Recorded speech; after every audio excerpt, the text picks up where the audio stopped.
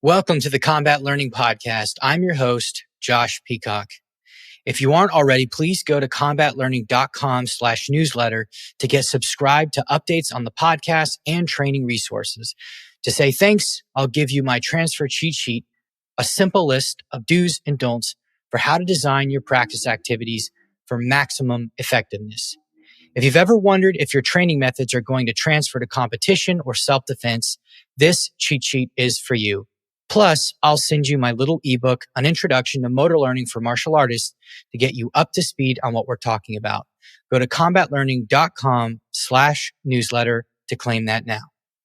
Today, I'm joined by Daniel Marino, a 4th degree black belt in Tang Soo Do and founder of the Nahanchi Project, as well as the popular Facebook group, Practical Tang Soo Do. In this episode, Dan and I discussed the controversial question, is karate salvageable? Right now, it doesn't look good, but maybe in a generation or two, we can turn the ship around. The subject matter of this conversation is based on some private conversations we had and a very controversial post I made in the Practical Tang Soo Do group. Here's what I wrote in that post. The fact of the matter is that karate and taekwondo exists in the modern world of martial arts only through double standards, complex coping mechanisms, chronic misunderstandings, and plain ignorance. The problems in karate are not due to the reasons you most often hear. It's not because karate isn't like it was in the 70s and 80s. It's not the uniform or belts. It's not because bunkai isn't taught. It's not because applications aren't practical. It's not because technique standards dropped. It's not because sport karate is popular. It's not because you don't have enough curriculum for black belts. It's not because kids are different now. It's not even because of our instant gratification society. Karate instructors say these things because they have no honest and accurate understanding of the martial arts landscape. And they are 10, 15, even 20 years behind the curve in the science of training. Everything from how movement in the body emerges, to the best ways to learn certain skills, to the differences between different skills like sparring, one-steps, and kata. All of these things they don't understand. Most karate instructors aren't just behind, they're not even at the table. They can't even have an intelligent discussion about it. The culture around karate is stale and regressive. The curriculum predetermines it as a linear track for little kids. The political heads of local and national organizations ostracize and exclude people with different ideas and enforce the rigid curriculum structure with an iron fist. And yet, the same boomers who largely create this culture do nothing but complain and bemoan the downfall of karate. What can be done when the institutions that control karate are hell-bent on ensuring it continues to die? If you're excited to jump in, hit the subscribe button on your podcatcher and enjoy the show. Nice. All right. Welcome back finally after how long has it been? A year and a half? Has Welcome it been back that to the long? Combat Wow, Learning I think that Podcast. maybe you were on Motion Martial Arts podcast between now and then. But yeah, it's been a minute. Yeah, for sure. Okay, so I brought you back on because there's a lot of things we wanted to talk about, but today probably the most pressing thing is something we talked about last night. Sure. Is that karate is dying, Mm-hmm.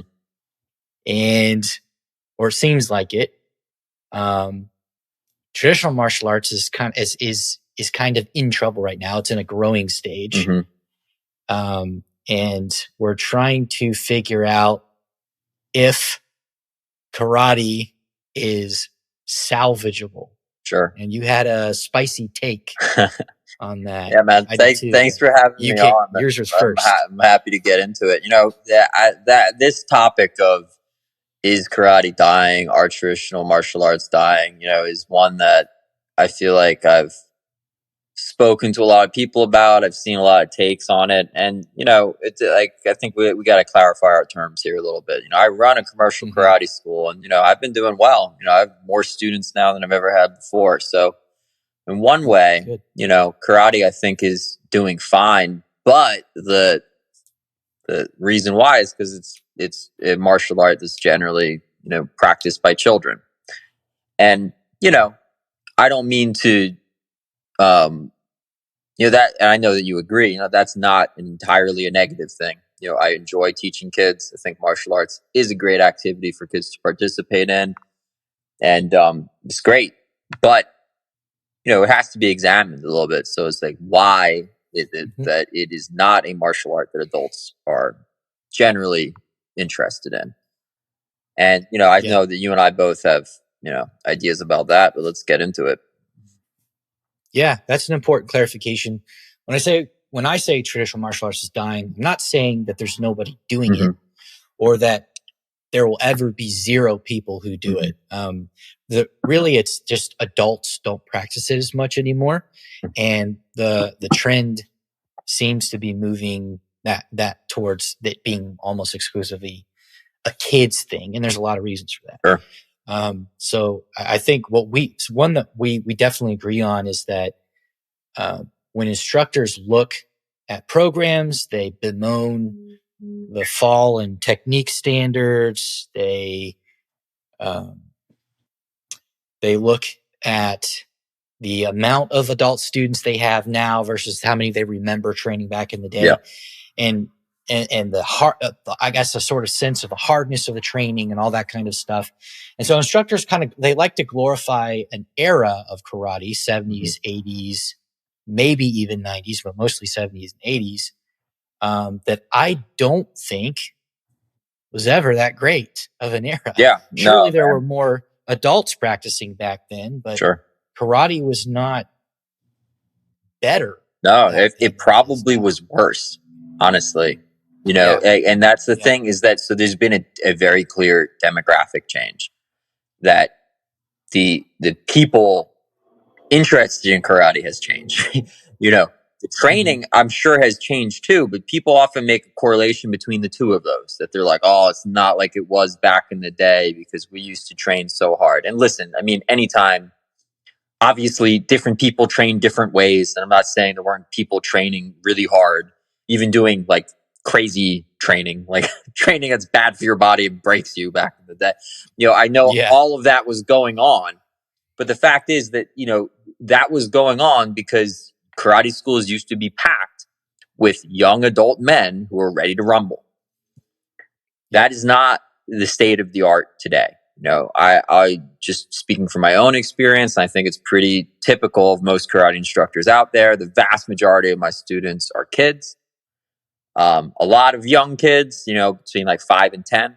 Also, a lot of older kids, like 10 and up, and like teenagers. Like both of those demographics, you get a lot of students.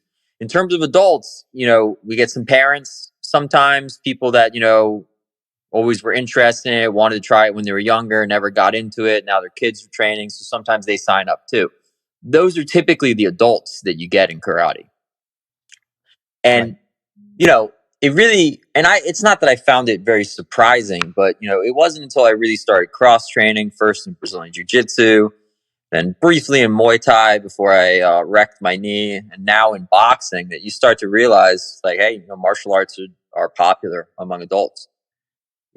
When I briefly was doing some Muay Thai, I mean, like, that was the school I was training at. Like, I think there was a class that I was in where it was like 60 people. The place was packed, and all adults.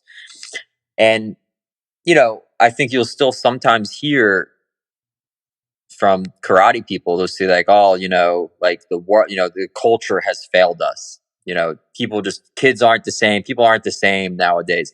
Nobody's interested in doing hard martial arts training. And like, as somebody anyone who's cross trained a bit hears that, it's just like, you kidding? It's just like, Yeah. martial arts are popular. They're probably more popular now than they've ever been before. Yeah. But karate does not have a reputation as a serious martial art. It has a reputation as an art that's good, as a good influence for children. It's good for them behaviorally. They'll gain some confidence. They'll learn some discipline, some focus, some self-control. And these things are all true. But it's not something because and that's the question, right? Because what are adults interested in when they train? Right. Different, very different than what children are, right? Yeah. And there's been some research in Taekwondo specifically, but it applies across the board. There's been research on what adults are looking for, and the top things are fitness, mastery of a skill, and self-defense. Now, the traditional karate program, sometimes you do your calisthenics and it gets sorta kinda intense. Unless you're sparring, it's not that rigorous of a workout for the most part. You adapt to it pretty quick. When you've never done it before, it's tough, sure. But it's something you adapt to pretty quick. And, as long as you come a couple times a week, it's really not that big of a deal. And that's why a lot of old people like to do it, because they still feel like they're doing a hard workout, even though it's not that hard. They feel like they're working up a sweat. They feel like they're doing something. And the fact that old people can do it that easily is a problem for me, because young people need more to be in good shape. And I'm not trying to exclude old people. They can do it too. But they just need to go at their own pace. But you're talking once again, just like with kids, is that it cannot be one size fits all. It just doesn't work that way. And for a long time, I've thought about that point a little bit. But a lot of the guys that were very influential in karate's history, I just use Gichin Funakoshi as an example. They often were in a later stage of their life when they were making their biggest accomplishments, when, they were really had the most students and were establishing their styles and organizations. It was guys that were a little bit older. And, I hope that I'm still training when I'm in my 70s, when I'm still in my 80s. And I can imagine, I don't know this for a fact because I'll figure out when I get there, right? But I can imagine that when you're still training at that age, just having a little bit of a soft kind of exercise is probably ideal, right? You go through your forms, your kata, you maybe hit the makiwara or hit the bag a little bit or hit the pads a little, it's just, it's something, hey, it keeps me active.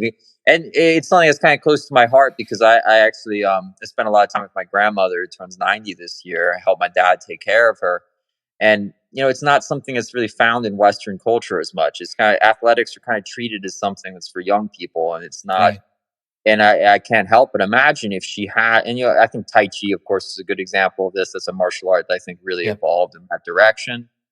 If they have, for people in the later parts of their life, if they have something that they do that keeps them physically active, I think that can be great. I mean, it can really improve the quality of your life. So I know I think you and I are on the same page with that. I'm not trying to, absolutely. To back, it's like there's nothing wrong with training that way. But for young adults, though, that's generally not very appealing, right? It's not something that, and we're in our 30s. It's not something that's really appealing to me personally. It's like, I want to challenge myself. I want to develop a new skill. I don't want to just have my martial arts practice as this little thing that, this like 20, 30-minute thing I do every day that just keeps my body, moving. I can imagine that in the future for myself, but that's not where I'm at now. And that certainly isn't, where I think most young adults are at. That's not what they want out of their training, No, and even if you take a personal development angle on martial arts, you're not helping younger people meet anything close to their potential in terms of self-defense or fighting. And so it's just it's better exercise to have a program that's more based around live training. And you can have kata too, but kata needs to be set. So you just touched on something that's really important. We're talking about old people and young people that traditional martial arts is just absolutely terrible about. And that's proper segmenting of certain buckets of skills and people into the right programs. People want to push everything, shove everything into two programs, adult and child, right? Yeah. You have your child program, you have your adult program. Sometimes it's just together. And so you got your kata thrown in there, and you got your sparring thrown in there, and your one steps and your self-defense, whatever. And your hapkido, if you're a taekwondo, or so I guess Tang Soo Do this too. You got your Definitely. Hapkido thing that you sprinkle in there, but it's all like 1 or 2 programs. And and the segmentation is the problem. So have a older people bucket. And this is more of a kata based class, right? Mm-hmm. Have your regular adult, from 13 to 50, whatever, maybe Yeah. above 50. Let the person between 50 and 60 in that no man's land figure out where they want to be.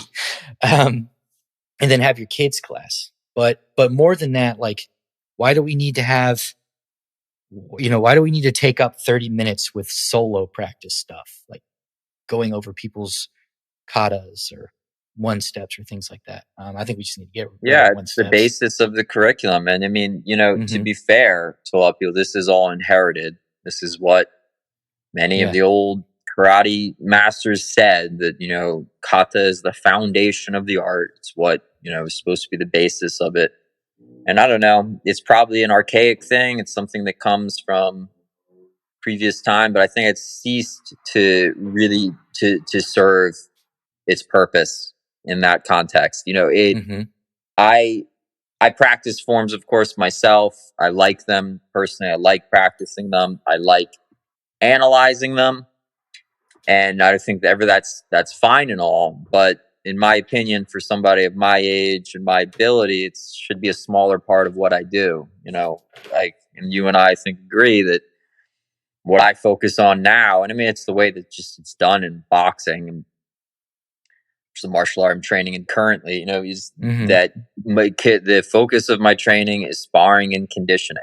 Like, Yeah. those are the two main aspects of what you're doing.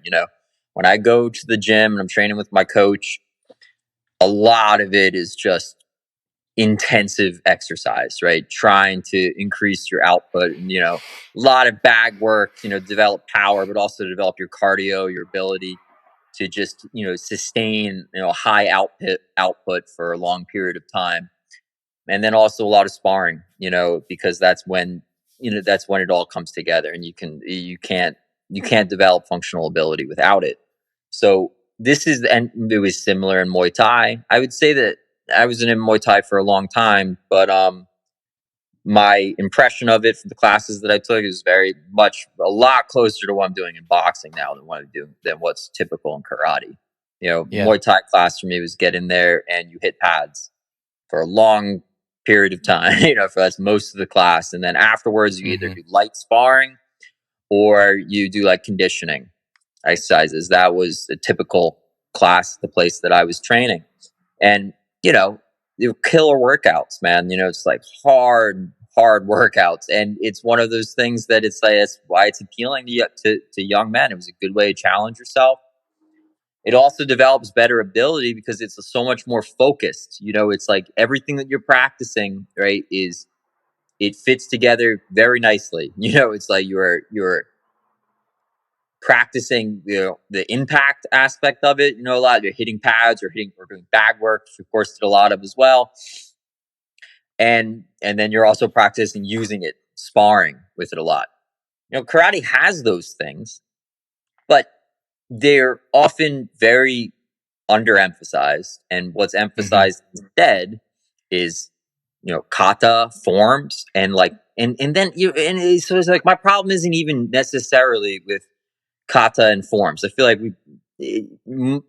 most practitioners probably practice too many of them, which isn't even really traditional. It's actually more traditional to practice a small number of forms. But Yeah. it's not even the exist. It's that on top of doing these forms, then we also spend a large part of class doing line drills and Yeah. doing like, no contact, partner exercises like one steps or something like that. Mm-hmm. So you have like the kata, and then on top of it, you have these kata like exercises. And then somewhere in there, you fit in a bit of pad work and a bit of sparring. But the Yep. two parts of your training that actually develop your ability are a small part of what you do. And Absolutely. that's the issue right there. That's not a training approach that's particularly effective for developing ability for fighting and self-defense, which is often what young adults want. And it's Mm-hmm. not particularly good for exercise and physical conditioning. and it's not particularly exciting or engaging. So what's the end result? The end result is just isn't something that adults are interested in. And it's not something that has a particularly good reputation. So they go elsewhere. They go to Muay Thai, they go to boxing, and they go to Jiu-Jitsu. Yeah. I think kata is interesting as an accent or an ornament to functional training. And so it's a cool cultural artifact, something that does have some indirect, after long periods of practice, some indirect improvements to your ability, but it does not have direct transfer to improvements in skill. And the line drills, guys, line drills are garbage. There is no redeeming.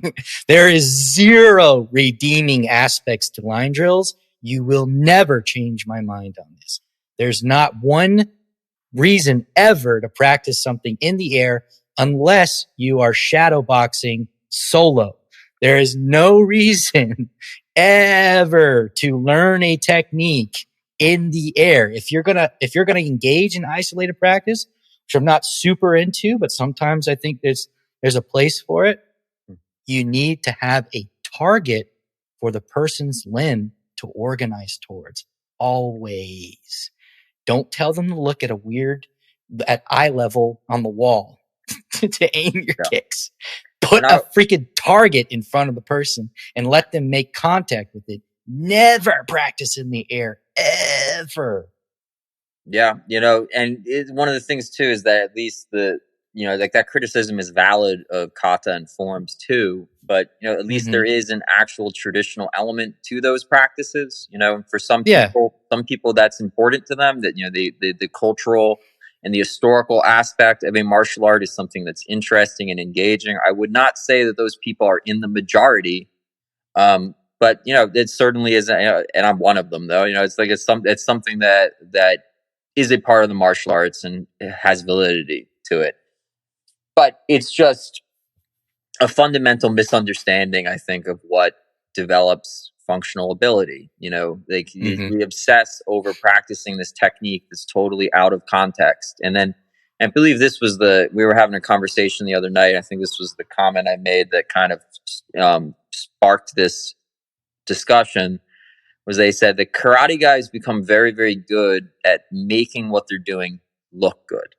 And this has been my experience in boxing as well. The parts of my boxing training that I feel that I take to better and that I've excelled at better, like shadow boxing and bag work. Like I think to a trained eye, people certainly can tell that I'm a novice at boxing, right? But I'm good at making what I do kind of look good. But I'm not very good yet. I'm always improving. I'm not very good yet at actually making it work, because that's what you need. You need to spar to do that. You need experience for that, right? Karate guy, it's like a whole martial art that's just about looking good. It's just, and if you're doing that, fully aware that that's what you're doing, that you're practicing essentially a performance art, something that's more akin to dancing than it is to fighting. That's fine.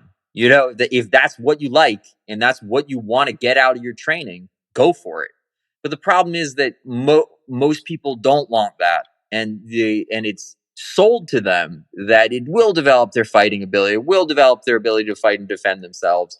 When in the reality, like, so much of the training is just about that doesn't look right. That technique doesn't. It's not. You're supposed to have your body in this position. This is what it's supposed to look like. And that the chamber has to be one fist length from here, or it has to be right above or on the hip, or it has to be on the rib cage, floating on the rib cage. Like, dude, come on. What is the real, what is the actual real difference between where you pull it? You're not even going to do it in a real fight anyways. And like maybe one time you'll do it for a grappling thing. You'll do the movement. And do the pulling arm. And even then, because I do play around with a lot of the applications in a live setting. It's never the same way twice, right? You pull it down towards your hip somewhere, but like whether or not your hand is never going to the exact same position, right? It's more of a you pull it where you need it to go. Exactly. It's more of a principle based thing. Is that it is a good idea if you're trying to control, so we're talking about the karate ready hand, the hikate. It is a good idea if you're trying to control your opponent's limb, to pull it towards your body, towards your hip. That is a position where you can pull it down and you can control it pretty well down there. But the point is, and what you're saying is, you can beat your head against the brick wall being like, my students never put their hand in the right spot when they do their forms, when it's totally inconsequential to any kind of actual application or functional ability. So adults aren't interested in that stuff. You're speaking on an aesthetics level when you talk that way, which is fine. It just has nothing to do with competition or self-defense. No, nothing. Yeah. And they're just fundamentally different pursuits. And, the frustrating thing is that when you speak to people that have been doing karate for decades about this, it's a difficult subject to bring up. But I feel like any normal adult hears that and that they understand what you're talking about immediately. That's why they don't go to karate. That's why they go to combat sports, why they go to boxing, Muay Thai, or jiu-jitsu or something like that, because they intuitively understand they don't want to invest this large amount of time into practicing this choreographed routine of movements. They're like, why am I doing this? Now, kids think it's cool. Often, I will say, as somebody who teaches this to children every day myself, that the discipline and the self-control that young kids by necessity have to develop in order to make themselves perform these movements has value in and of itself. But that's the reputation karate has. Reputation has, hey, I want my kid to be, more disciplined and more focused. And I heard that karate is good for that. And, there's a lot, that's the truth of it. That's why, and there's something to be said historically too, that a lot of the modern karate that we practice, it really comes from a time when karate was integrated into the school systems, first into the Okinawan school systems, and then into the university systems in mainland Japan. And so this educational aspect of karate with form, with kata as the basis of what you do. I mean, there also are, historical sources saying that kata was always, the basis of the art. But I think there might be some truth to the idea that, this is a practice. This is a training methodology that is geared towards, physical education, for children in a group setting, right? You're not teaching kids how to fight in that concept, but you are teaching them to be disciplined and to be focused. And they're developing maybe some basic athleticism and body awareness by going through these movements. I mean, I certainly do believe that there are very real benefits to that kind of practice. And, those benefits exist for adults too, but not generally what you're looking for when you go into a martial art. When you get into a martial art, you're looking to learn how to fight and defend yourself.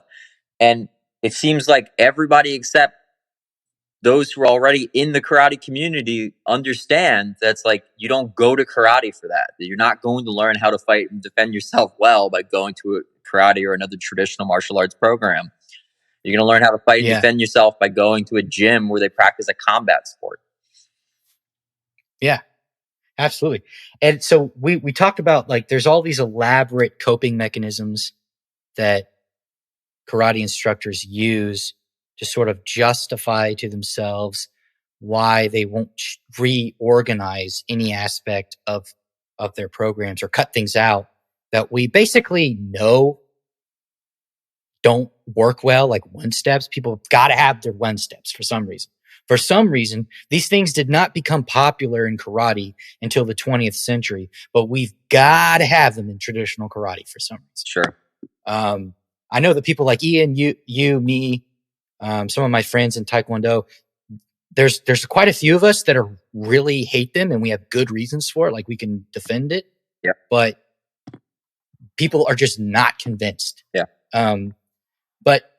So I think I said in your group, your Facebook group, Practical Tang Soo Do, that karate based for adults anyways, not so much for children, but karate and taekwondo exist in the modern martial arts world largely by means of double standards, complex coping mechanisms, and basically ignorance, right? Like they just don't.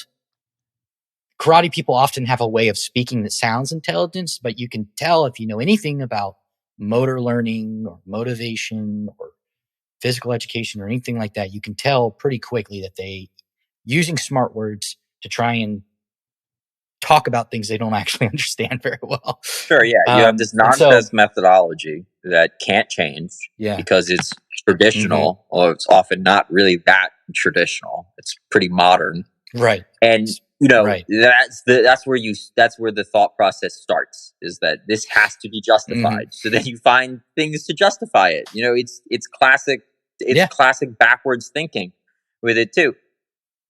It's motivated reasoning. Sure, yeah. It's that you start with the conclusion that karate is good and that all this stuff is great, and then you try to justify it to yourself. But the reality is, and I challenge anybody in the martial arts world, it's like, do you think that if you're getting ready for... So I come from a group that does a lot of point fighting, and I'm an advocate of point fighting. It's a good sport. It's good. I'm a sport I'm glad that I participated in. If you're getting your students ready for a competition, the last thing that any good karate instructors would say is, "Man, we got to work on our one steps more." Like, right? It is just has almost nothing to do with that, right? The only time we really need to work on our one steps is when we're getting ready for testing, because our students are required to do them based on the organizational standards that's the material that they test with.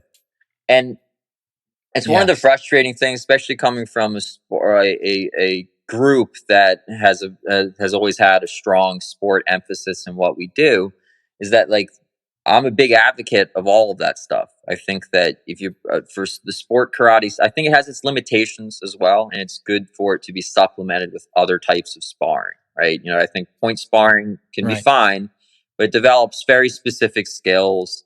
It doesn't prepare you for harder contact, for more continuous fighting. I think that those are the areas where you really want to have something in your curriculum that supplements it.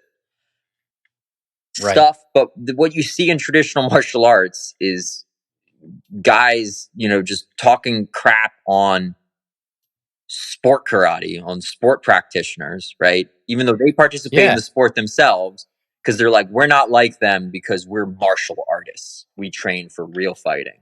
And then the reality is, what that other training is one steps and compliant, Hosen schools, the Korean term, wrist grabs and self-defense tech. It's all nonsense. It's all garbage. Everything outside of the sport that you do, it doesn't develop any kind of functional ability whatsoever. It's trash. So what is there? It makes me frustrated, because it's here we are being we're martial artists because we have a more well-rounded approach rather than those sport guys that only train for their sport.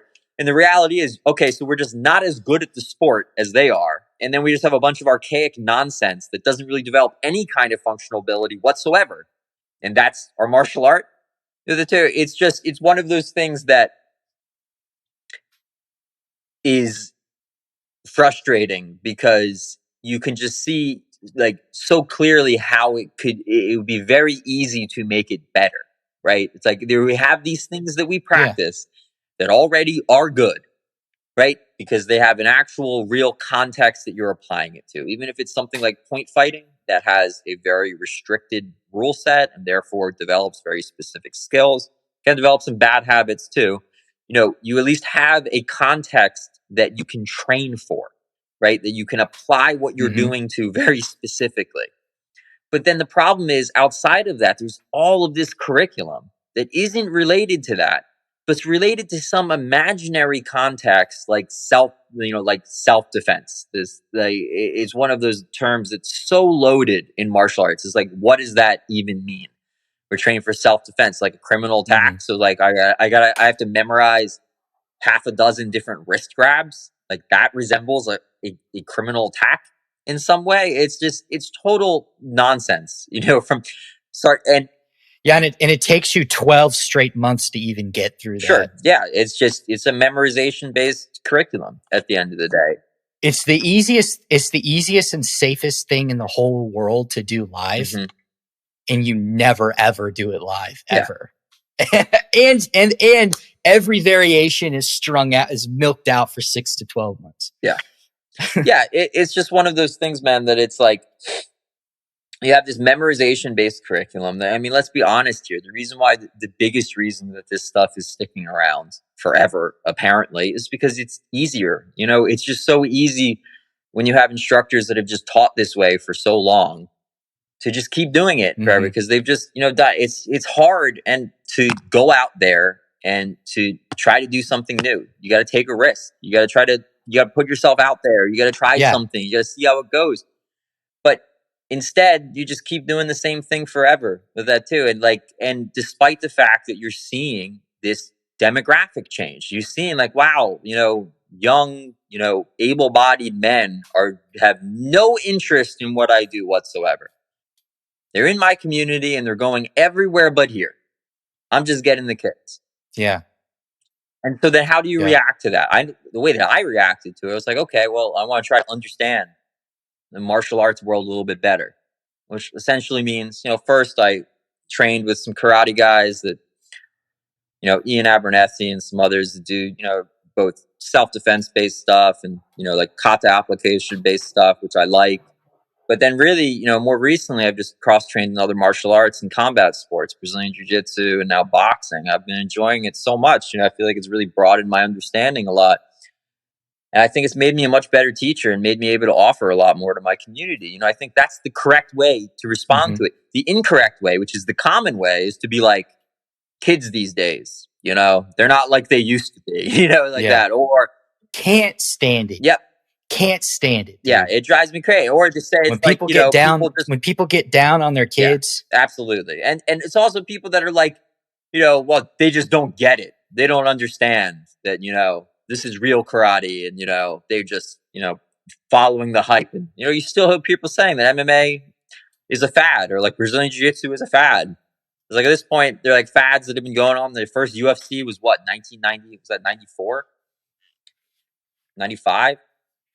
93 was the first one. It's been going on since 1993. This is a long fad, right? It's almost like it's here to stay. Yeah. It's almost like this is the new field that we find ourselves in. You know, it's like martial arts world has changed, right? The 80s are over. It's not like that anymore. The public doesn't buy that stuff anymore. It's like, it's the only people who buy into this stuff are those that have been doing it for decades. So therefore they're invested in it. That's it.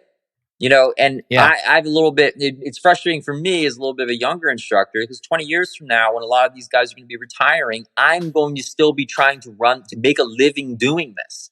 So I feel that pressure. That's like, I have to, you want to be making a living doing karate 20 years from now?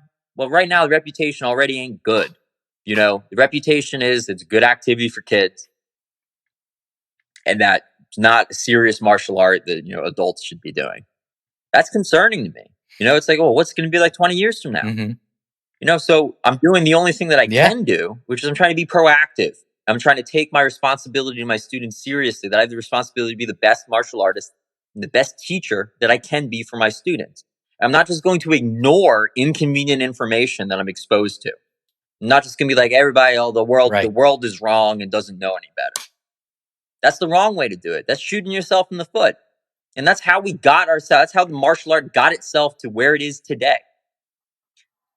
What people need to do is try to broaden their, maybe, you know, kill their ego a little bit. Stop being so, you know, be a little bit humble. Go out there and learn something new. Go out there and try to expand your horizons. But most people seem like they want to do the opposite. And I get it. It's hard. When you're already running a business. You know, I'm fortunate to be young enough. They don't have kids yet. But that's close. It's on the horizon for me. And, you know, like time gets scarce. You know, I try to be aware that it's like, yo, I should be cross-training as much as I can now, because it's only going to get harder later in my life to continue doing this. But that's the responsibility that I think, you know, a good teacher has to his students, is just try, like, when you see a deficiency in what you do, you got to address it. Don't just ignore it. Yeah. Yeah. And it's just, you talked about the curriculum, the structure the way it is now. It's like designed for children, even though people think that it's also for adults. This expansive memory-based system with you have to learn kata at this belt, this kata at this belt. You have to know these set of Hoshin Sul and one steps and whatever.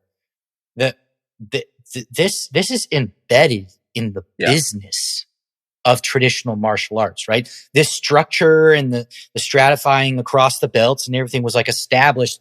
I mean, the Grandmaster or Senior Master Bill Clark of the ATA, I think he was like a full contact karate guy, and then he went to Sangam Taekwondo I don't know why he did, but he stuck with it.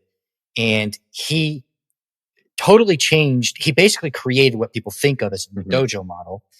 But the McDojo model is not necessarily just get people through the belts. It's just the structuring across the belts of a static bit of memory stuff. It's just memory-based curriculum that's spread across belts, right? That's what it is. Work the system, put people through it. They're going to quit when they want to quit. Get them through as far as they will. Get as much money out of them in the meantime, and just work the system, and you'll continue to get that money. Right? It's easy to teach. It's easy to train instructors to teach. It's even easier to bring kids up and have the kids start teaching it. And it is not easy to put together practice designs for training that involve live games and things that are tailored to what your students need in that moment in time. So now you have this easy business model that if I can only just get the systems running is actually going to serve me really well. And I'm going to, make my nice income, and maybe I'll make another school and I'll, copy and paste here. And then I'll be even more wealthy in that point. And all I got to do is just work the system. All that gets shattered when you actually want to do what's best for your students' learning. And so one of the things we have to get over is the way that the money and the business is attached to the old methodology. I think that you can actually make more money and have way better retention. Yeah, well, I feel like I can speak to this pretty closely because it's my job. It's what I do. There are real disadvantages to having this memorization-based curriculum as well. Because, for instance, it creates a necessity to strictly separate your classes based on experience level, because everybody's working on different material. And so you don't have that in combat sports as much, right? Because really, and you hear a lot of like traditional martial arts say this, and it is true, but I think it's just not the way the curriculum actually works. The only difference between advanced technique and advanced ability and beginner ability is that is that they're better at it. Right? It's like a round kick is a round kick. A reverse punch or a cross is a cross, right? Understand? It's like, it's not the beginners are practicing different things than the advanced students. Unless you have this memorization-based curriculum where there's different form and different one steps and different everything, right? That actually creates some issues that you have as, a school owner, where like suddenly, you have to really, it creates the necessity for a lot of planning as to what material you're going to be covering in a given class. You don't have that issue in boxing, right? Boxing is a jab, cross, hook, uppercut. It's like, it's not that there are, I would say like really the difference between guys that are more experienced or more advanced is just the intensity of the workout is harder for them because they're in better shape, they're better athletes. Right, but it's not really, you need to practice totally different things. And I think that there is just such it is so evident, in my opinion, that that's a better way to go. I think this idea of being like, white belts can't do that or beginners can't do that. I mean, I start my beginner adult students out. They really, there's no technical restrictions as to what they're doing in class. Right. We just slow things down for them more because that's what they need. They're at a stage where they need that in order to learn and pick up the basics, but they're not practicing different things. And I think that is a really key point. And as a business owner, even run the way you run these classes, I can very clearly see how that makes those classes run a lot smoother because no matter who shows up to your class, who's there, you can practice the same things with them. You just make the adjustments you make based on their experience level is really just on the speed and the intensity of the practice rather than the like technical content of it. Mm-hmm. Yeah, it's the traditional way of doing things has fooled people into believing that you have to follow a linear progression of techniques, that you have to learn in that order or an approximate grouping of orders. And it is not true that you have to ever learn a regular sidekick before you learn a turning sidekick, or a jumping sidekick, or a jumping turning sidekick. The reason why you prioritize one tactic over the other, there's two reasons. The first reason why you prioritize one tactic to get first is because of its prevalence and its safety of use within whatever, in Korean martial arts, there's lots of defensive sidekicks. In taekwondo, there's a very sophisticated game around the cut kick, which is a quick defensive sidekick. So you should be learning lead and lead sidekicks rather first, not first, but soon, as one of the first things you learn in taekwondo for that reason. The second reason is because of safety, not because you have to learn the sidekick first, but because if you are out of shape or you've never been in shape at all and you're just starting karate, doing a front leg sidekick is less likely to hurt you than trying to jump in the air and spin. Okay. You need a little bit of exercise before you do that, but you don't have to. There's no skill acquisition reason. There's safety reasons. There's no skill reasons why you have to learn a sidekick chamber or sidekick first before you do. They're different moves. The timing of the turning, the timing of when you let the chamber go, they're different moves. They look similar, but they're different moves. And being good at one is not going to make you good at other. And you don't have to learn techniques in a strict sequence. And you sure as hell do not have to wait to teach somebody an axe kick until blue belt. And even so, like if I'm looking at a class like that, let's say you even have some different experience levels there, and you have some beginners who are just doing the lead leg cut kick. They're more advanced versions, more advanced students practicing jumping version of the technique or something. That sounds manageable to me as a teacher. What's a lot harder to manage is you have a white belt and a black belt, and they're learning and they're practicing totally different forms. It's like totally different material. So it's a nightmare to deal with. So then the only real solution to it is you need to strictly segregate your classes. That you have beginner classes and you have advanced classes. And like the point is, I mean, it may be a little bit of a tangent we're going off here with this topic specifically, but my point is that it's by no means is it evident to me that there's some sort of business advantage to the traditional teaching system with it. I think that's nonsense at all. I think that honestly it's in truth it's not, but it appears to be simpler. It is mentally easier for somebody who came up I think that's the thing, is that people come up that way. It's grandfathered in. This is just the way this is the way I did it. This is the way my instructor did it. This is the way that I'm going to do it. It's like, what is at the end of the day,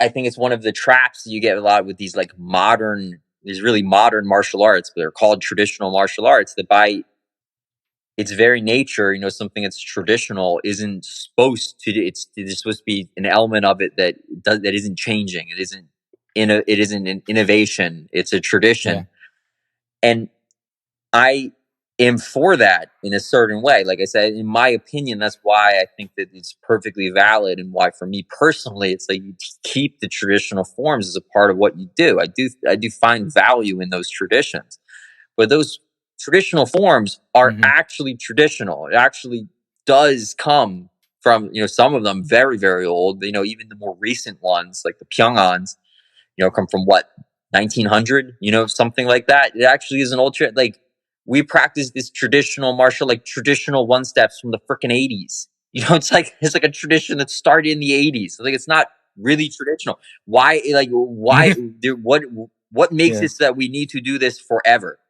It's just set in stone, and this will always be, and you can't take it out of the art without fundamentally changing the art.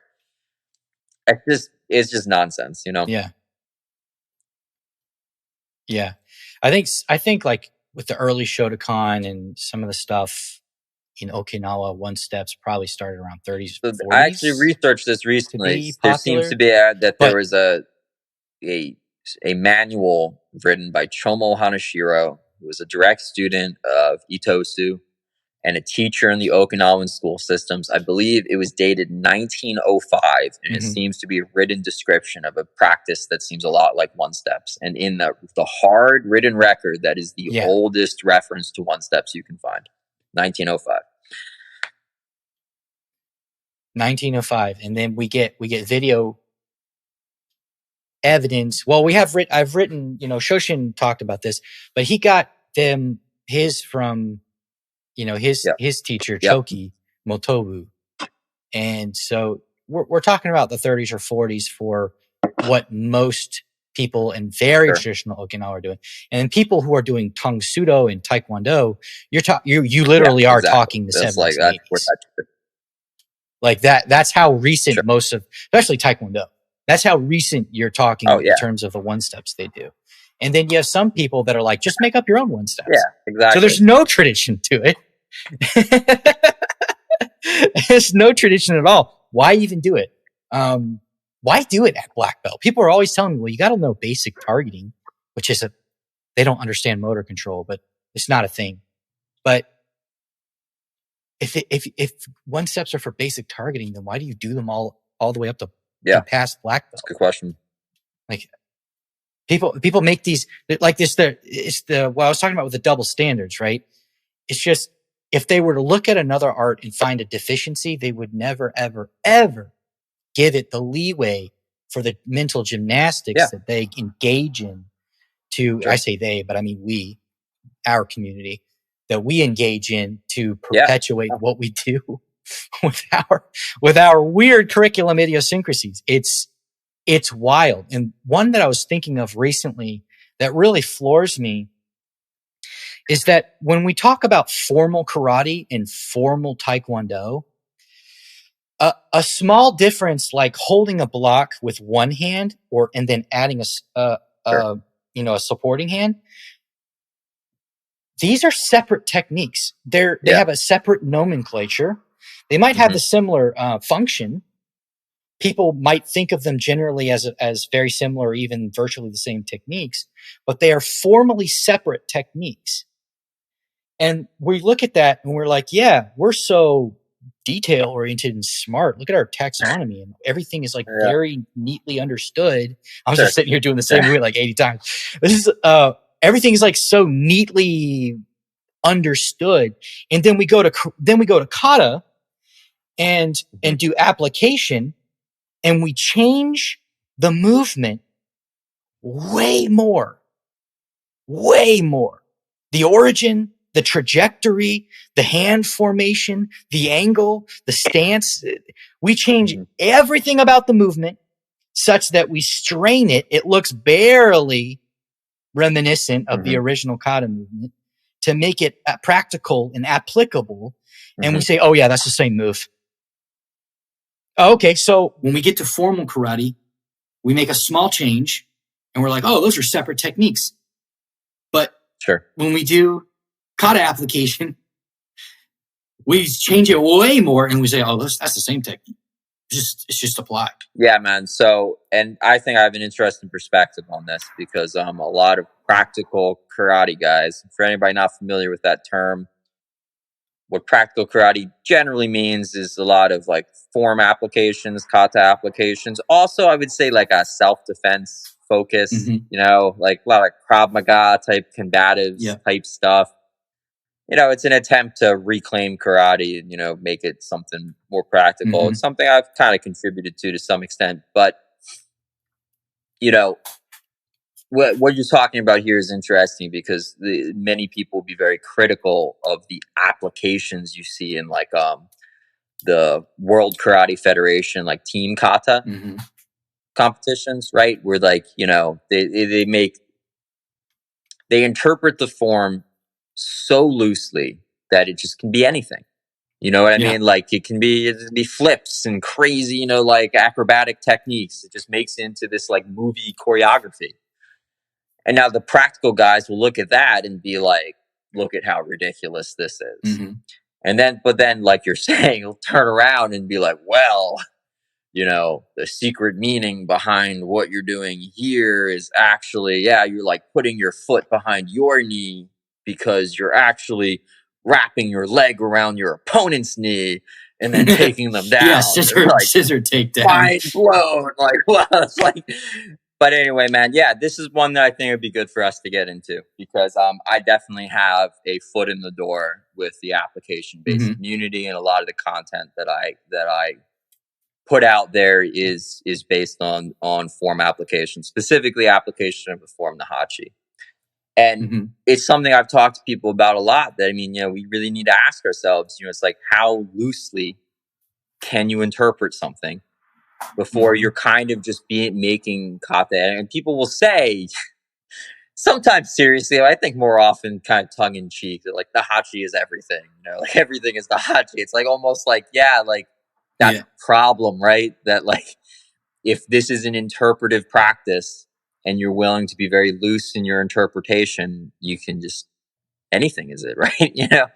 And if it's anything, it kind of becomes nothing, right? You kind of end up back where you started, where it's kind of meaningless. It's like whatever I can attach it to. Now, I have my opinions about this. I do believe that there are valid applications, but I think that you have to take it seriously, that it's just like, how close is what you're doing to what's actually shown in the form, right? And if, in my opinion, you can come up with some very, rudimentary kind of rules with this, right?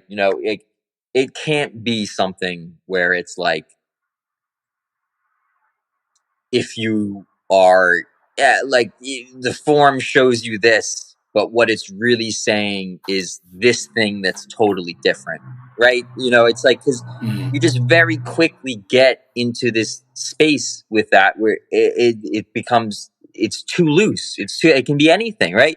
So, when I interpret Nahachi, a lot of time, like for instance, early on in that form, there's an elbow strike, and right before the elbow strike, there's a movement where you're pulling back with one arm and you have another arm extended.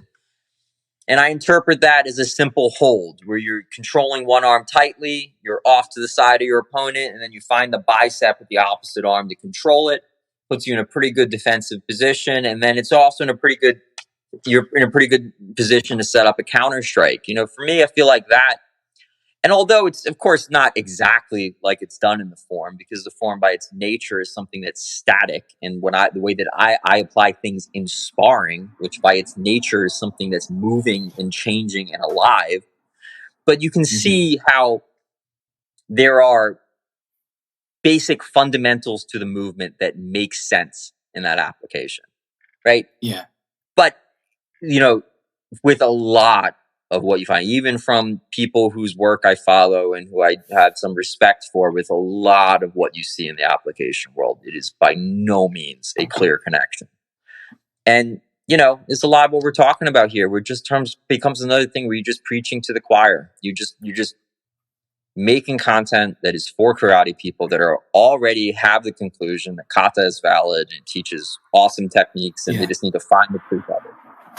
And, like, you're not going to convince adults to come and start practicing karate with that kind of logic. It just doesn't work. It just doesn't make sense. It's just too loose. It's you starting with the conclusion and then just trying to find, the proof to support it.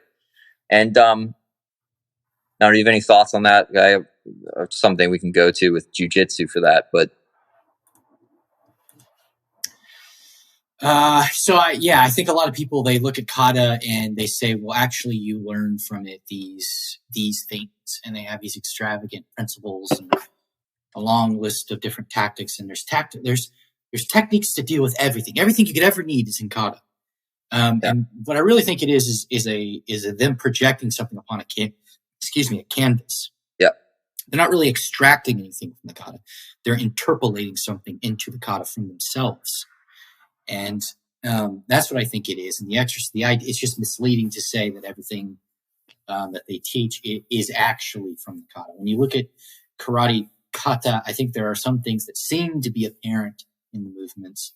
And then beyond the apparent application of the movement, you really start to get to varying levels of strain, like increasingly not related at all. Sure. And my issue with that is we're not learning techniques to deal with things that we're actually dealing with when we spar, or the most common self-defense situations, or etc. We are just trying to find techniques and then attach some sort of attack to it. And then if you ever come across this specialized attack, then you can do the square block. Sure. And yeah, it's just, there's so many rabbit holes you can go down. Yeah. Karate people are so enamored with grappling applications because karate is a striking art. Sure. And it used to have a lot of had a grappling aspect to it back in the day. And so any little grappling thing they see, they get that dopamine hit. Oh, that's real karate. Look at that. That's cool. I want that in my karate. Yeah, and they're easily impressed, right? Yeah. Yeah, they're just easily impressed with stuff that doesn't even work in jiu-jitsu. Sure. Like if you actually... Like standing arm bars. Come on, man. You tell me you're not working your standing arm bar. Dude. The only way to make a standing arm bar work is to be literally twice the size of a person. Yeah. That is the only way to make it work. Yeah, no. And so, one of the things that we're talking about here is that and I think that I've had this discussion with you in the past before, but one that I posted about online that I forget where I first heard this. It was not an original one for me. I heard somebody else say it. I read somebody else with a post about it. They said that, kata is like a mirror, right? What you see in it really is what you will already have, and I think that actually might be closer to its original intention and application. It's kind of, and the way that I've described this lately, it's almost like, you think about like a song. If you and I listen to the same song, it could mean very different things for each of us because we probably relate it to our own personal experience, right? You know what I mean? And I think that a kata is exactly the same, right? It's like what you see in it is the two different people viewing it will see very different things in it because really they're just relating it to their own experience, right? So this is why sparring and live application, in my opinion, even for good application work, has to be the foundation of what you do. Because if you don't have a context to apply it to, then it's just nonsense, right? It's like, even if, and this is the problem sometimes with training with guys like Ian Abernethy and people like that, like even if the applications you're practicing are valid and good, like the technique does work, it is a good technique. If you don't have the practical experience, you'll never actually be able to apply it, right, yourself. You're just practicing something that's out of context and by itself.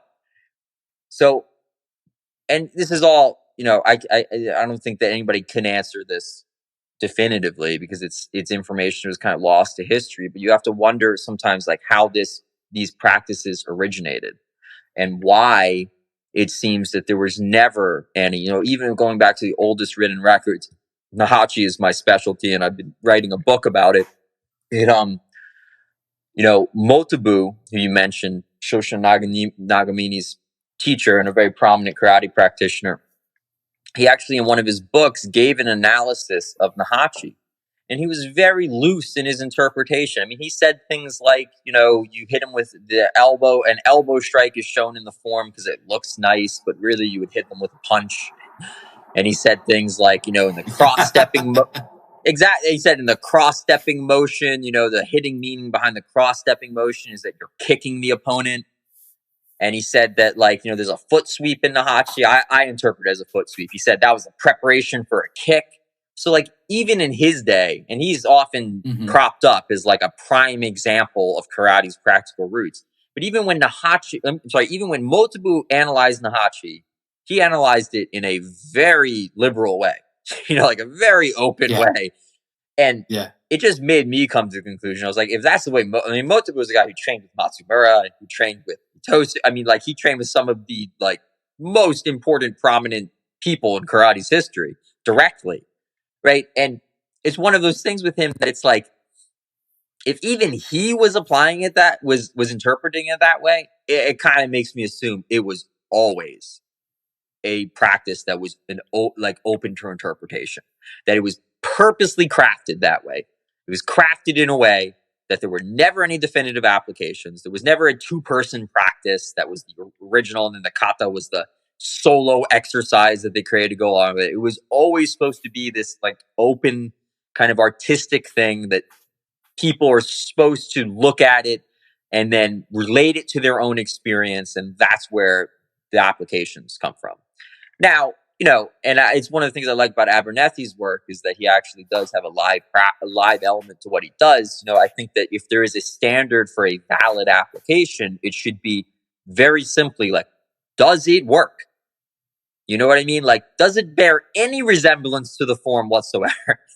And does it actually work? It's like, that's the problem with standing arm bars and stuff like that. It's like, okay, like, that might resemble the movements of the form, and maybe that could be the meaning behind it. I'm like, but can you do it? I can't, and I've tried a lot. I've tried a lot to make my standing arm bars work, and I've kind of come to the conclusion that you either have to be very lucky to catch one, which does occasionally happen, very rarely, or there has to be a massive size and strength difference between you and your opponent in order for you to pull something like that off. So it's just not valid to me. It's like, and I think that a lot of it, I think that a lot of the times we hold on to things like this for far too long out of a sense of obligation to the art, or, the sacredness of the art, that everything that it shows has to be valid or has to be good. Yeah. I think circling back to the original topic of, is karate salvageable?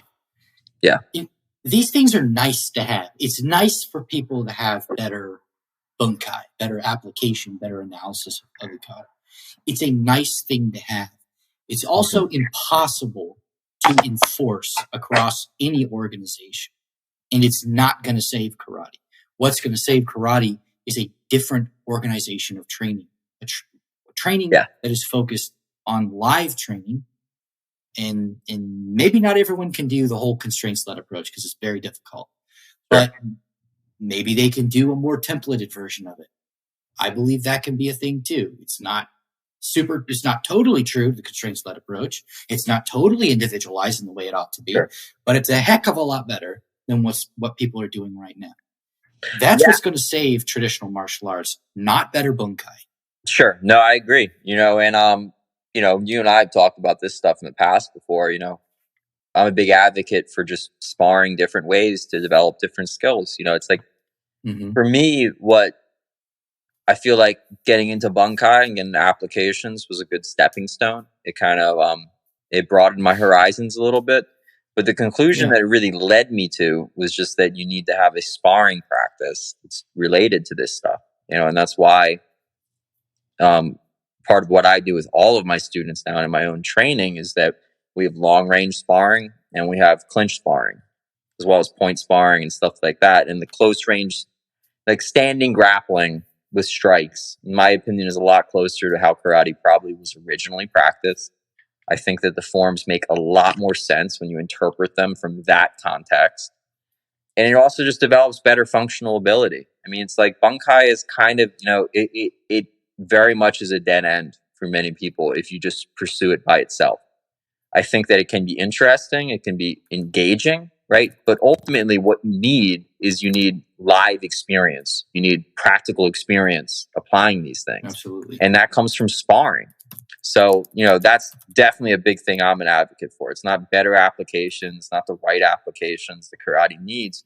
Karate needs a more robust sparring approach. It's like point sparring is great, all that stuff. And something I haven't gotten into yet, but I do acknowledge is the next logical step, and up to competition, like a better competitive format with which to apply that to.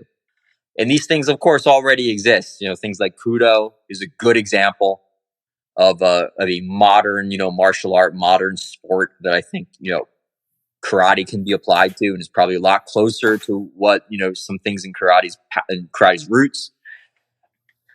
There's obviously MMA, is a good modern MMA too, is a good example of that. But, I think that a little bit this divide that you have between striking and grappling is a little bit illusory. It's the reality is the two work together. And that's even true in something like boxing. I mean, boxing has clinching. A lot of the modern sports, sometimes the clinch gets broken up pretty quickly. It's actually an interesting thing about watching like old boxing fights too, because those guys the clinch used to be a lot more sustained with that too. Like, I was watching some videos of Jack Johnson the other day, and it was kind of crazy because like they were clinching a lot. It's like, and they were it was like a similar sport, but not quite the same as the modern sport. But I don't know. You said that the salvageable part of karate. I have a similar question I'd like to ask you. I think it's an interesting one to get into. Is that why is jiu-jitsu so popular?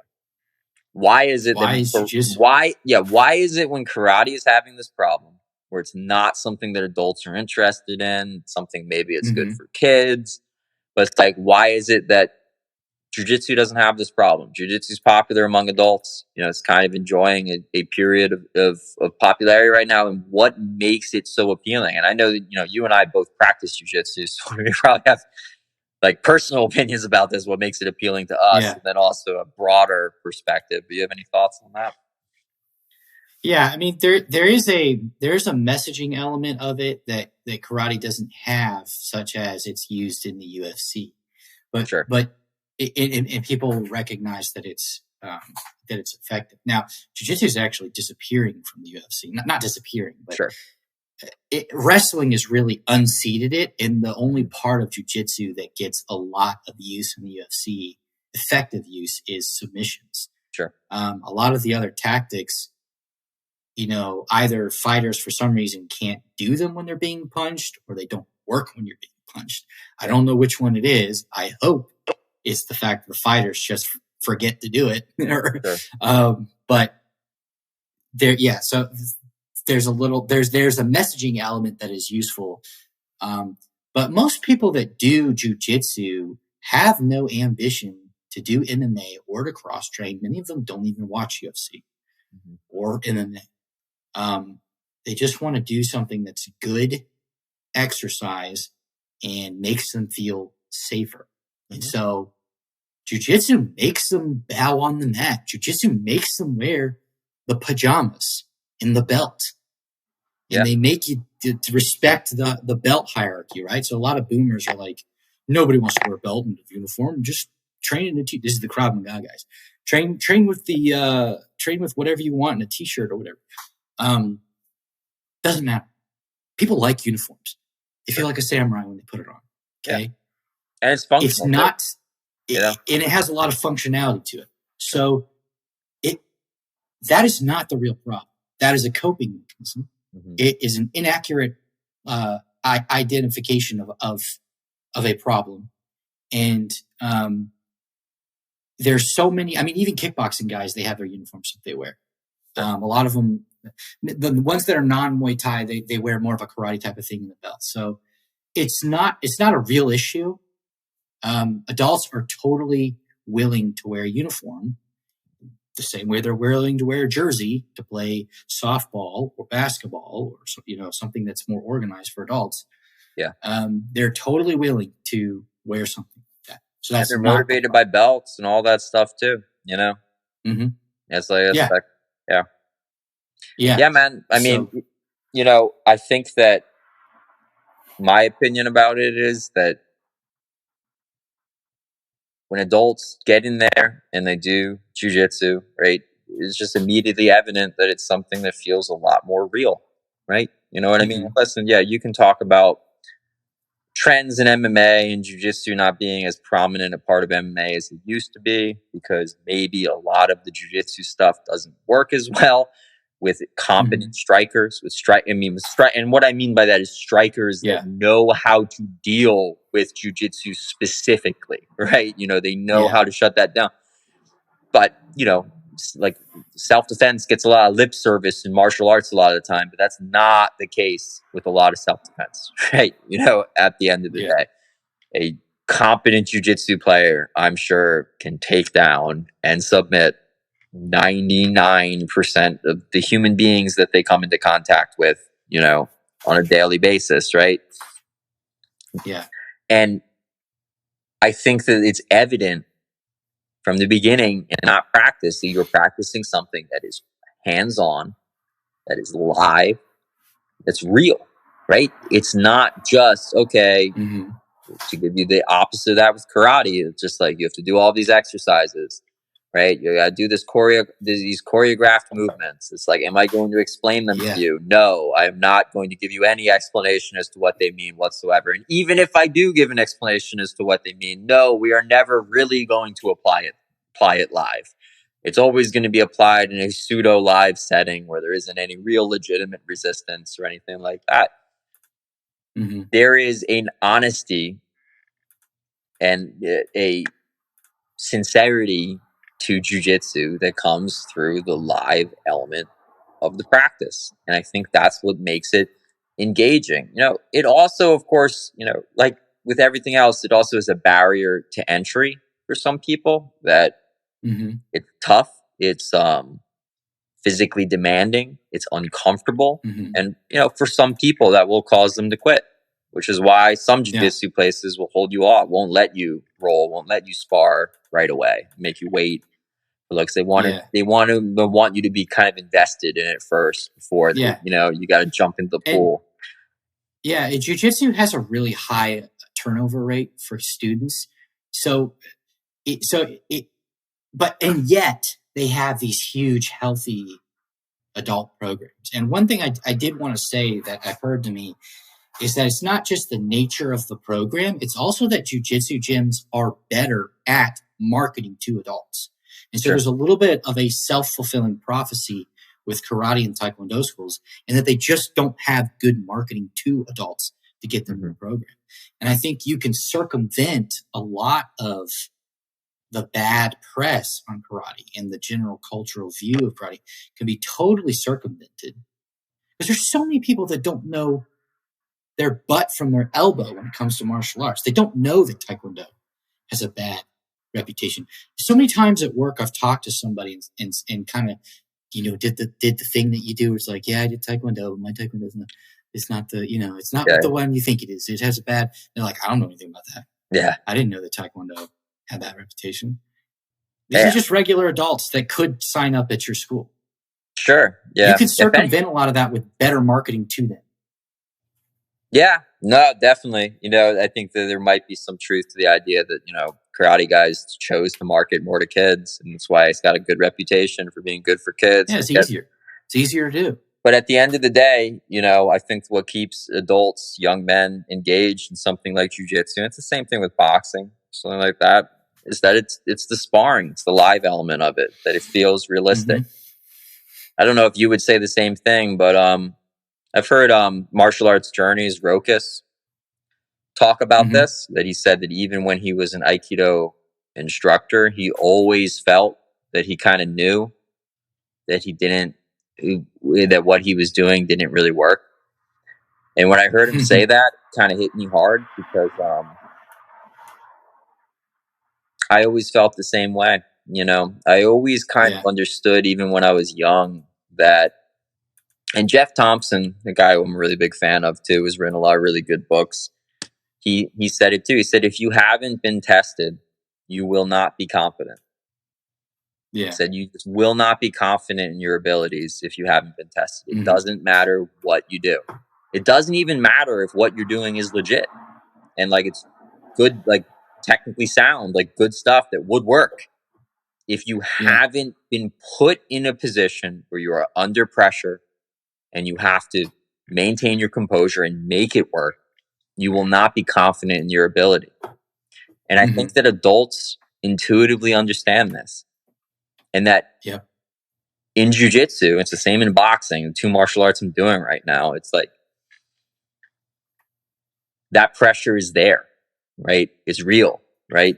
Even with his deficiencies, there's deficiencies in boxing too. A lot of the head movement, the footwork that you see in boxing is very specific to boxing. It goes out the window when kicks are involved. Goes out the window when knees are involved. You're not dipping your head. Like when you box or you get them up against the ropes and like they do the head movement where they're dipping their head really low. It's like you would not do that if your partner's kicking and throwing knees at you, right? You're putting your head right in the right where their legs are. But the point is that when you get into that boxing ring, right? You put the gloves on, you put the headgear on, right? And go at it. You walk away from that feeling like you just did something that was real and was legitimate. Mm-hmm. And it's the same way when you roll. You get in there and you do a 5-minute round and you're rolling hard. And I think that at the end of the day is just the number one thing that karate is missing, and instead of that, we have what? 1 billion different kata, right? 2 billion different one steps. Yeah. So when I was young, I agree with you that there's always a doubt in the back of my mind. Now, when I was a kid, I was absolutely certain there was no doubt. As I got older, teenager through early adulthood, when I began to question these ideas, making the elaborate arguments for why kata, this technique, this practice, this training practice, for why it should be kept, why it's necessary, why it's good. I was making those complex arguments in part to assuage the nag in the back of my head. Yeah. Just as much as I was to try and convince another person. Sure. I was insecure about it. Yeah. And so I was coming up with all these copy, these sort of, just all these elaborate sort of explanations for things. Yeah.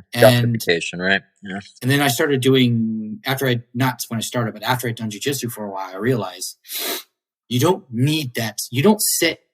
Bullshido.net showed this, by the way, that there's so many people that will spend 20, 30, 40, 50, 60 hours, hundreds of posts explaining in like just meticulous detail why everything they do is effective and works. And, I even have this experience, but they will never show up.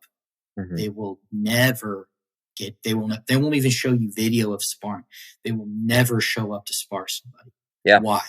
Because fundamentally that sort of quote unquote autistic behavior, that behavior is fundamentally generated from a place of insecurity, nagging in the back of your head.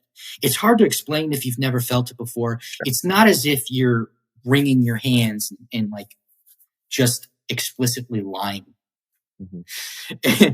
You're trying to get ahead of it's like running to stay ahead of the doubt. Yeah. That's what it's like. That's a really good way of putting it. That's what it feels like in your head. Yeah. It's in the back of your head. It's nagging. It makes you feel, and then you try to placate that by telling yourself stories. Well, you're exposed to a thought that's like a critical thought. It's like, that really work? And you never really you never really engage with that thought. Instead, you just push it out of the way and you put your justification forward.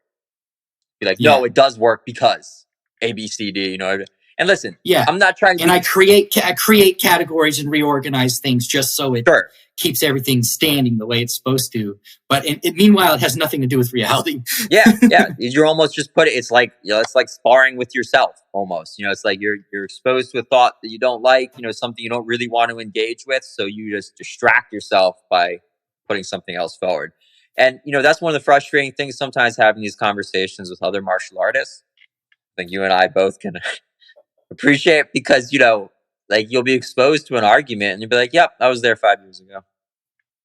I remember when I was convinced of that, and it's like, I wrote 6, 7, 8,000, 2,000 word blog posts defending that. Yeah, exactly. It's like, so sometimes it can be hard, sometimes frustrating to be like, I don't have the energy to really engage with this right now, but it's important to keep communication open with it.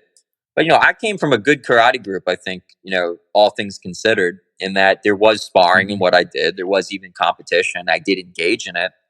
So I did have a certain amount of ability and I had a certain amount of confidence, but I always knew, like, that I'd never really fought. Like I'd never really, and I still haven't really fought, but but sparring and boxing and sparring and Close jujitsu enough. are a lot closer. You know what I mean? Like Yeah. close enough Yeah. that, listen, I don't see myself as this badass that can do anything, but I'm saying that it does give me some confidence though, to be like, yeah, I have some experience it was very real.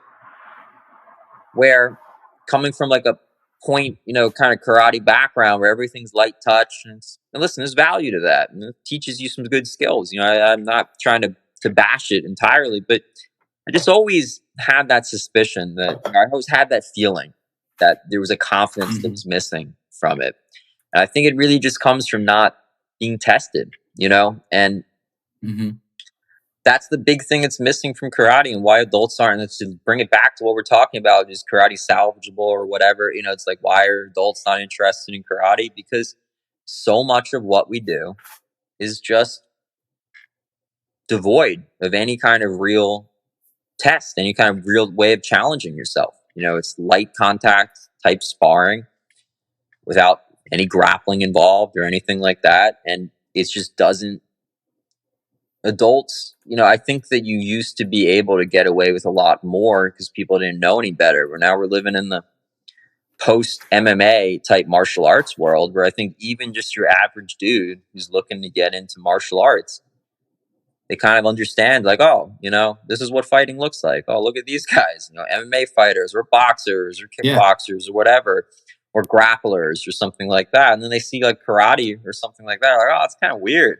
It's like, it doesn't seem real. So, and just because it's not, it's like, it's one of those things where it's like, listen, I got no problem with teaching kids to understand the benefits you can get from martial arts practice with that. It makes you, disciplined and focused and maybe more hardworking. I mean, my teacher when I was growing up definitely worked me hard. I mean, I remember having sore legs. I remember being exhausted at the end of a training set. It's all value, it's all good. But at the end of the day, there has to be a transition for me personally as a teacher. That's what I'm working to always develop myself. That, when people get into those teen years and those young adult years, they want to practice fighting.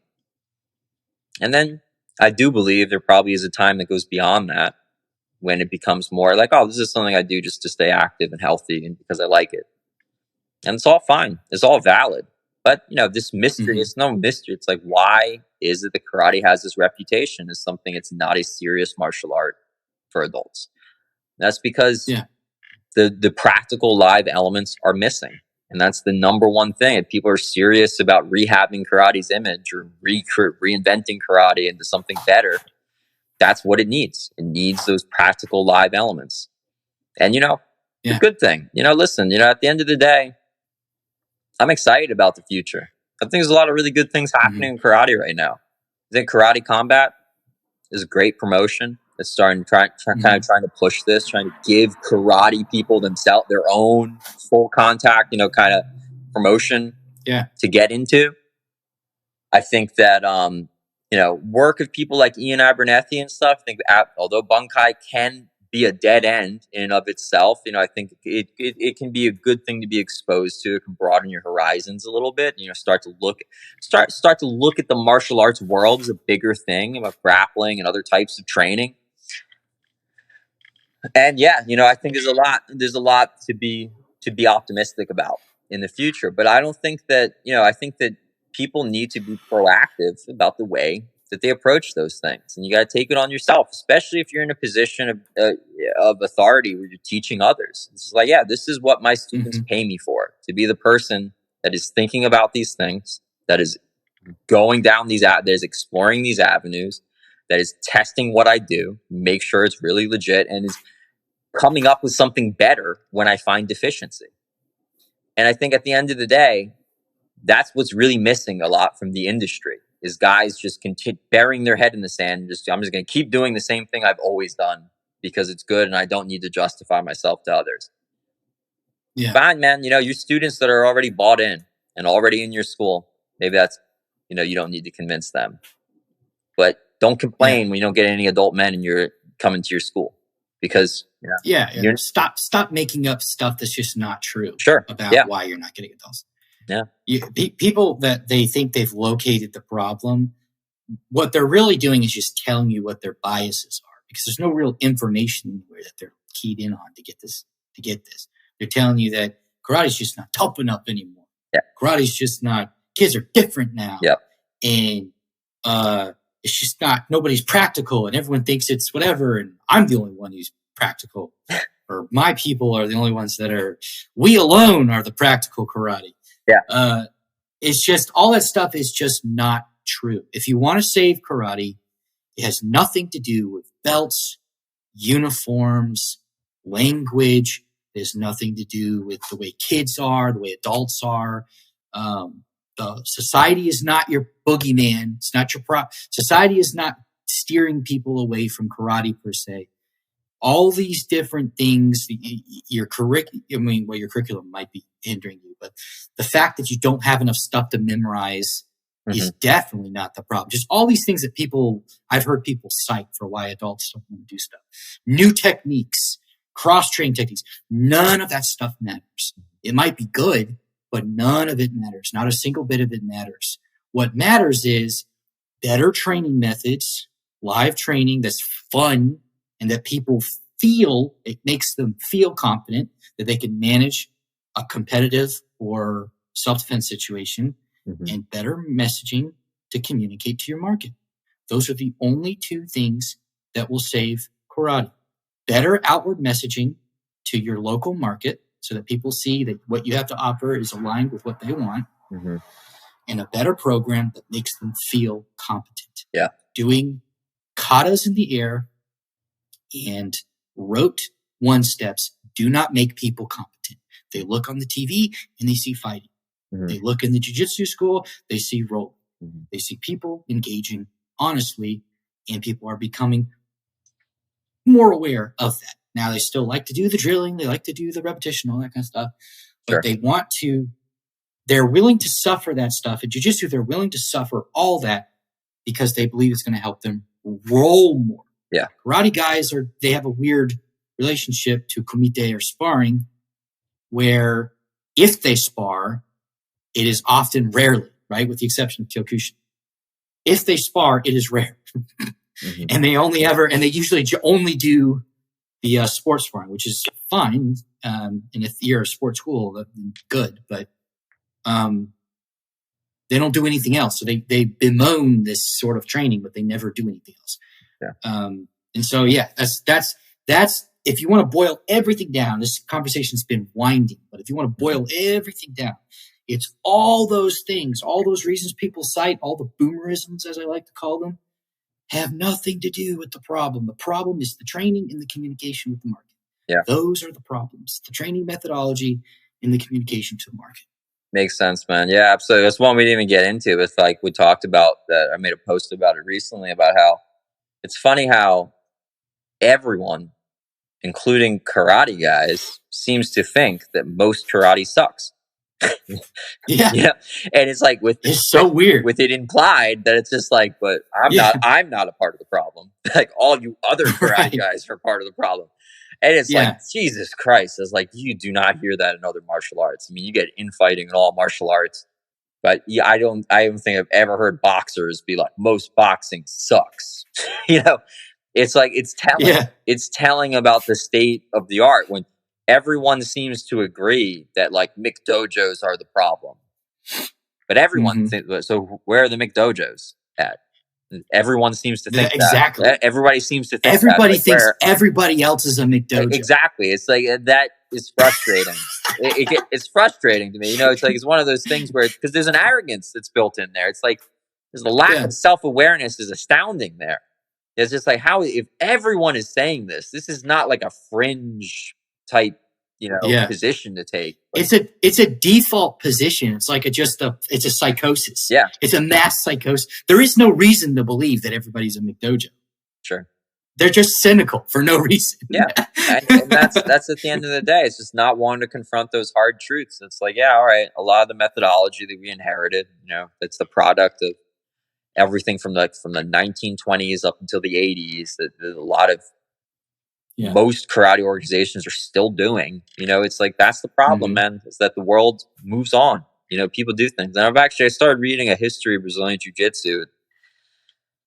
It's really interesting. It's called The Evolution of Brazilian Jiu-Jitsu. I might just go grab the book right now, but I've heard it mentioned before that it's a feature of that art that's a positive for it. Maybe a large part of its success is that it's always embraced, evolution. It's always changed. That you have that's an established part of the practice. Everybody understands that. I'm sure you're more familiar than I am. That's like leg locks kind of. They have their resistant elements, of course, yeah, but everyone.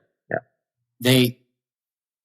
They have nowhere to go, because the guys that try to do the karate guys, their move is to try and segment everything that they like into self-defense.